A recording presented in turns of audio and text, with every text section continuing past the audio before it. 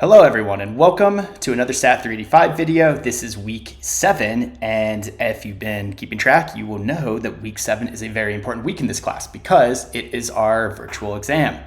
With that being said, this video will be focused on materials related to the exam. I'll go over the policy document briefly. Last week, the welcome video for week 6, I went over it extensively. I'll just cover some of the main points again in this video. If you want more, go back to the previous one. Mostly actually what you need to do is probably just read this exam policy document thoroughly and make sure that you understand it. There's costs and benefits to having a virtual class. The benefits are pretty obvious. You can, work on material at your own pace with the videos. You can pause and go back and forth, and you can, do your assignments wherever you want. The costs are virtual exams. So you will, unfortunately have to spend a little bit more time making sure that you can access the exam in which you need to read this document. However, I can say that in my experience teaching this class now, and also with David Dalpiaz, it's over 1,000 students have taken it, and we don't really get problems once people read this. The only problems come from people who don't read this document or just don't follow the policies appropriately. So, right, actually, while I'm here, I'll just go through what to do, what do I do, and where do I go when it's time to take the exam. This pre-test document is very useful. Tells you about how your setup should go and other things. Read it carefully. You can see your setup here, and then just follow the rules, and then let's go to here. This other one, this write-up is also very, very useful. It's about how to set up your secondary device. So over here, we have a setup that you can see, a valid setup with a person who is in front of their computer screen, and we can see it. And then here is how to configure the secondary device. So make sure you read it. The only spot where people really get into trouble is here. So if this is your first time, you have to click the client domain will become blank. So you type Illinois in the company domain .zoom.us, then continue. And then once you do that, it pops up a University of Illinois screen. So if you have Zoom installed on your secondary device, you should be ready to go. But you have to follow this document. The trick is sign in with SSO, illinois.zoom.us. Continue, pops up a screen, and then you should be good to go once you follow the rest of the steps. All right, so I know there's a lot of things in here. It's daunting at first. Go through it. You should be ready to go. Get to the exam 30 minutes early, 15 minutes early. Get yourself ready to go. Okay, so other things to cover. Right, do not use any form of electronic communication during the exam. Don't have anyone else in the room with you. Now remember, if this is not possible, let your proctor know in advance so that we don't flag you. And it's come up before where people have other people in them and they're cheating, and then we see that, and then they get zeros on the exam. We also have settings in which people don't, it's very clear that it was an accident. Somebody walked into the room, but however, it wasn't communicated before that they were working in kind of a public space at their home or something. And then that created a whole situation in which we were about to submit fair reporting and academic integrity in violation. And then we, worked it out. But just if you're in a space where there is a non-zero chance that someone's just going to walk in due to your living arrangement or whatever, then let the proctor know in advance so we avoid that. Don't turn your video off on Zoom. Don't leave the room. If you leave the room, we'll just cancel the exam. Access prohibited sites or applications on your computer. Don't use your phone for anything other than testing purposes. If your phone can be just away from you, or it's your secondary device, and just keep it fixed. And don't use a virtual background. Right. Okay. Yeah, get to Prairie Test 15 minutes early. Make your Zoom display name, make sure it's correct. We need to know who you are. Have your paper, writing utensils, and other course-approved supplies with you within reach. You can ask the proctor any questions you have, wave the camera, and then use the private chat on Zoom to talk directly to the proctor.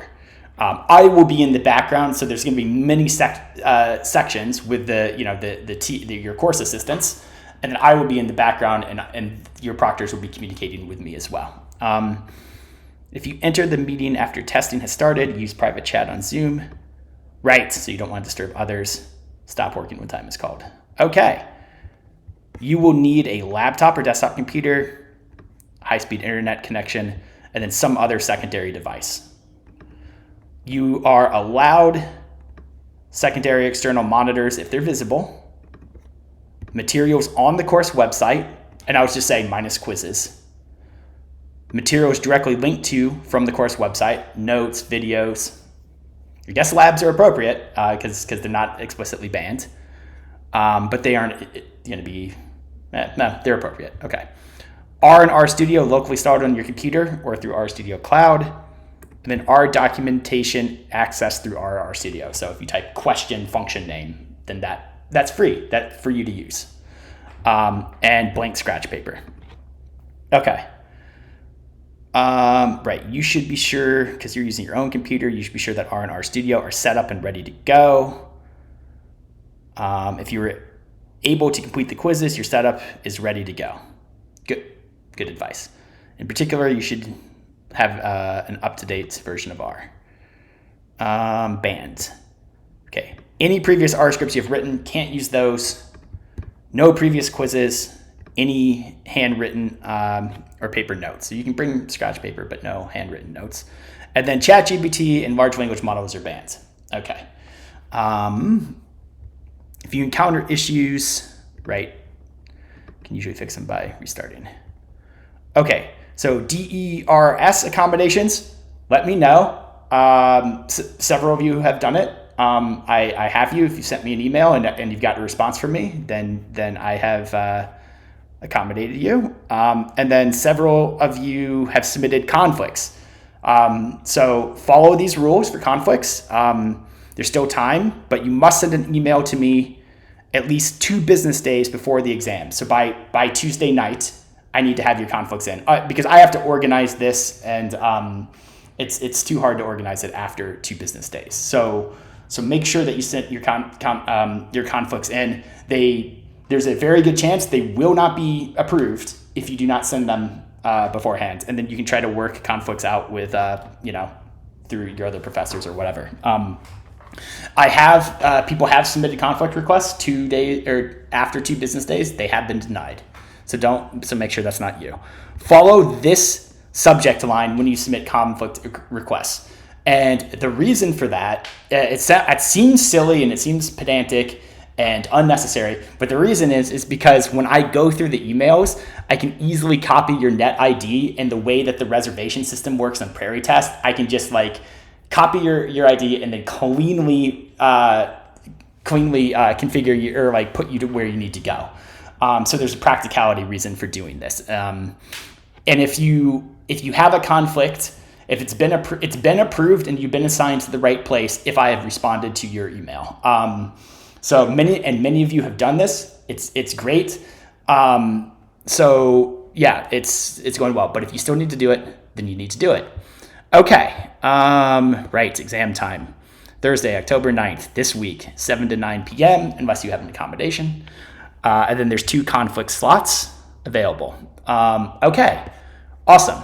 What else do we need? Oh, yeah, right. So this week, videos. Welcome to week 7, the video that you are currently watching. It's here.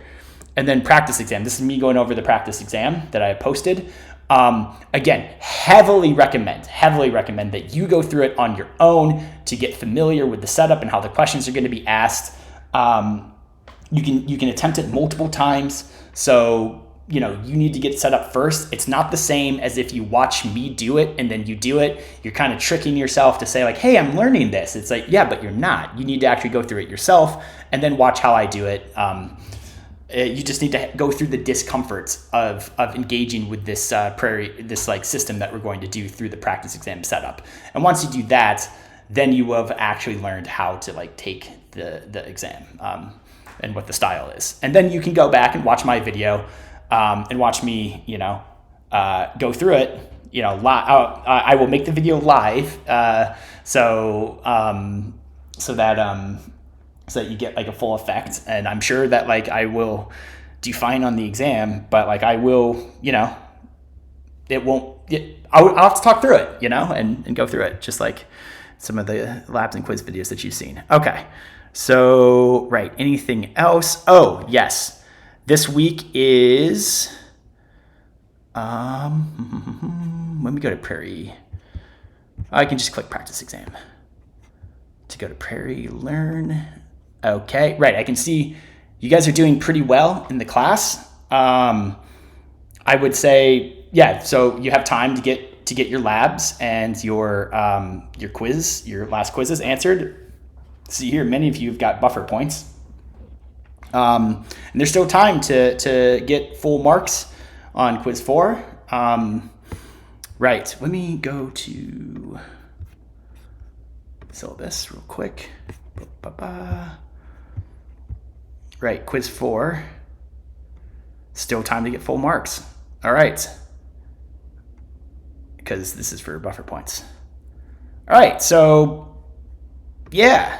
All right, I think we're in pretty good shape. You guys are doing great so far. And some of you have even, I'm recording this video early, before Monday of week 7. And so I can see that 36 people have at least started the practice exam. I think that's pretty good. So keep it up. Good job for you who have done it. If you haven't done it, do it. Nice work so far. All right, I'll see you in the exam. Your proctors will see you. I'll be there. All right, take care. Bye. Good luck, everybody. Bye.